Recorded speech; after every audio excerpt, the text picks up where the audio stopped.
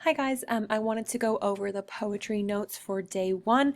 We are starting our poetry unit today, so I wanted to kind of go through these notes and explain what all these different elements of poetry are, so that you kind of have an explanation before you start on your activity for today.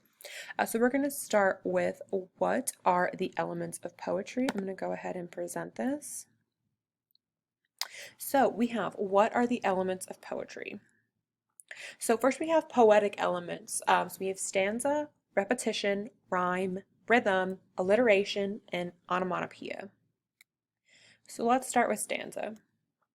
So let's talk about how lines are different from stanzas. So most poems are written in lines. So one line of poetry, that is one line. Once it breaks and goes on to the next line, that is a whole different line. Now, a group of lines within a poem is called a stanza.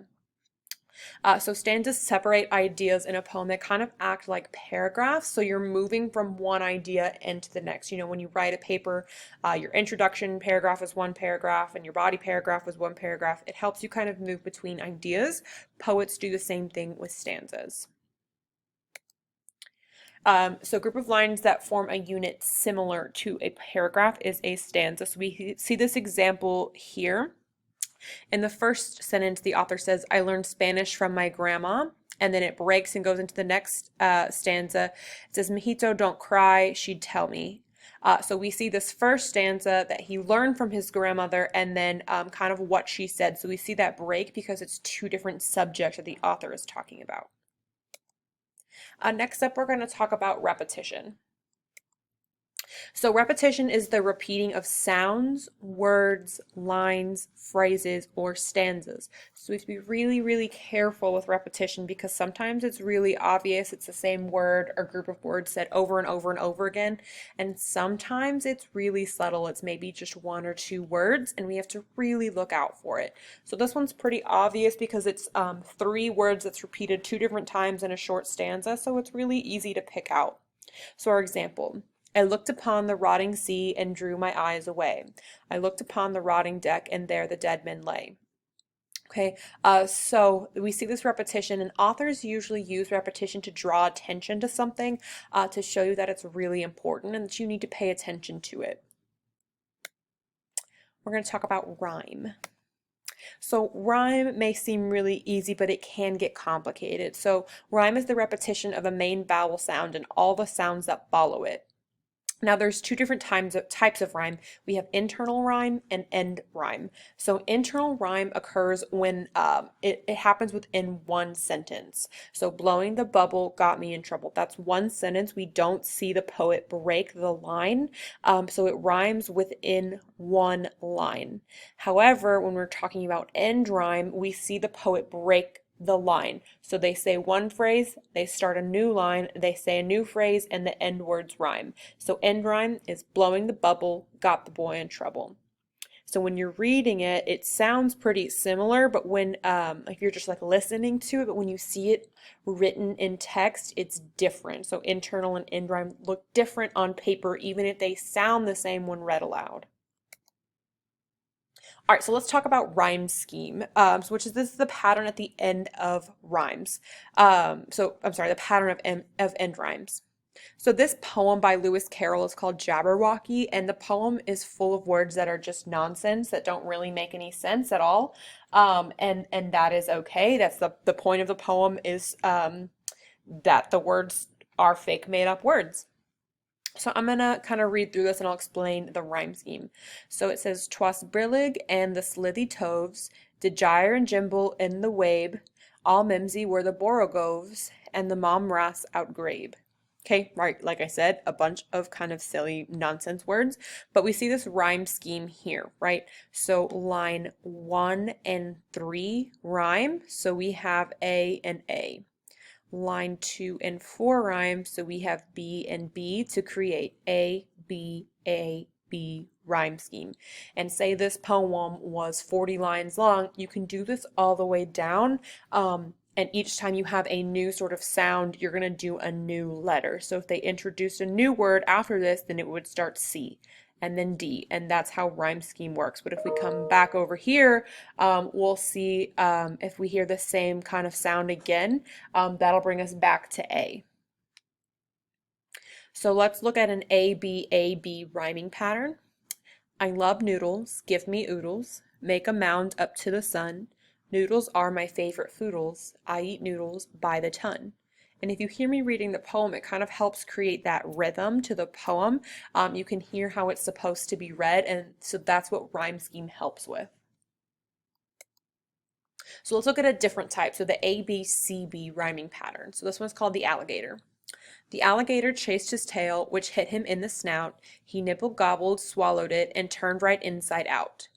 So we see this word tail, and then later on in the poem, in this stanza, nothing else rhymes with the word tail. So it's going to start with A, but then we're not going to see A anywhere else. Tail stands on its own, which hit him in the snout. And so we look and go down and we see that lines 2 and 4 rhyme. And then that line 3 is its own word as well, its own syllable that doesn't rhyme with anything. So we see that lines 1 and 3 are different, so they're going to be their own letters. And like I said, every time we see a new letter sound pop up, it's going to be a new letter in our rhyming pattern. Okay. And we can see that even though it's not our A, B rhyming pattern, this still has a flow to it when you read it. It still creates rhythm.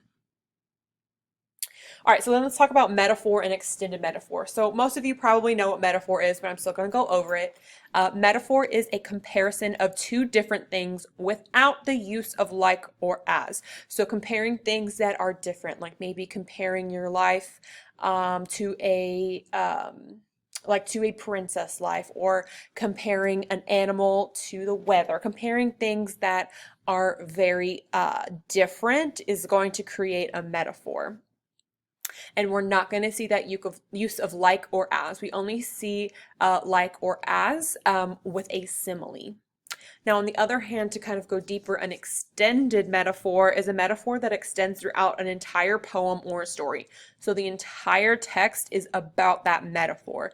It's not just mentioned one time. We see this mostly in poetry. So like the whole poem is a metaphor about something. And I'll show you guys an example of this. So this is a poem on basketball. My life is basketball. My eyes are big before the game starts. My body covered in hope. 18 years of practice. My mind is focused. I have only one purpose. I visualize everything I want to do. My home, the court. The crowd surrounding with their big eyes watching, attracted to the bright lights. My team behind me, weaving in and out of expectant fans, making our ways to the court. Endless cameras, each other's families, still sensing the sudden thrill of anticipation. We circle up, hands together, chanting, a team together, all focused on glory, where we will live forever. So this whole poem is talking about how his life is basketball.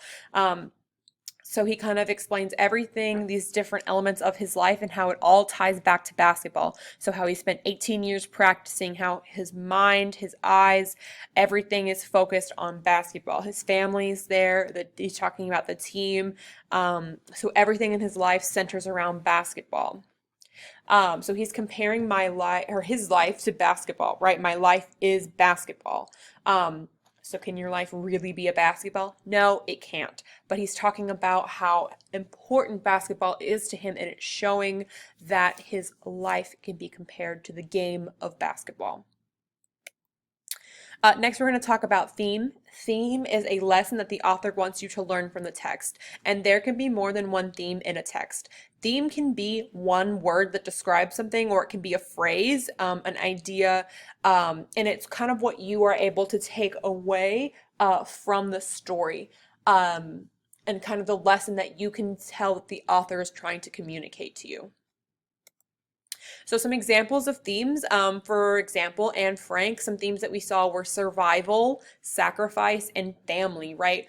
We saw them doing anything that they could to survive in this very difficult time, sacrificing things like food, basic creature comforts like privacy, being able to go to the restroom whenever you want. They gave up so much to survive, and we see that Meep and Mr. Kraler gave up so much to help them survive.